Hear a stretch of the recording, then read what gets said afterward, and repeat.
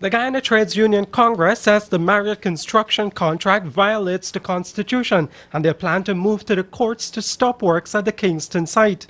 What we would wish to say to you very clearly is that we will do everything possible within the confines of the law to bring an end to this atrocity. People's rights are being violated. The citizens' rights in this nation is being violated. As such, all of us need to mobilize.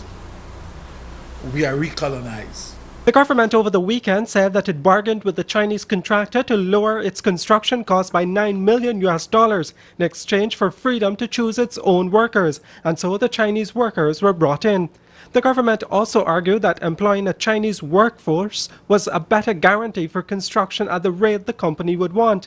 According to the Trades Union Congress, this is the same as saying that Guyanese workers are lazy and also gives the Chinese company the go-ahead to employ foreign workers and flout the labor laws of this country.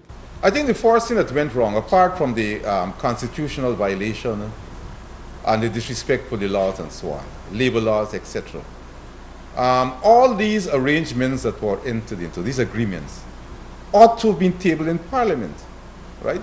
So there could have been parliamentary discussion and ratification and so on.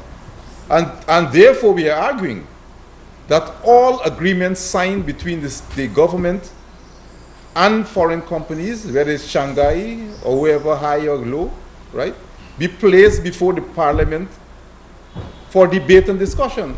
The government's claim that the language barrier was one of the reasons the Chinese firm hired Chinese workers makes no sense to the Trades Union Congress. It said that any contract entered into force should have the criteria of language compatibility to cater for the Guyanese workforce, so there should be no excuse for shutting out local labor.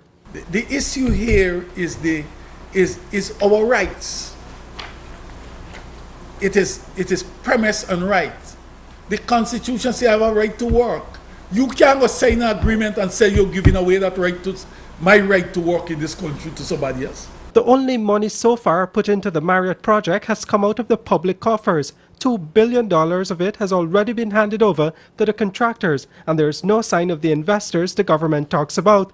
The government is saying that the construction costs will be over $50 million, but even the low end of the operations is posing a headache for the government busy trying to prove the project feasible.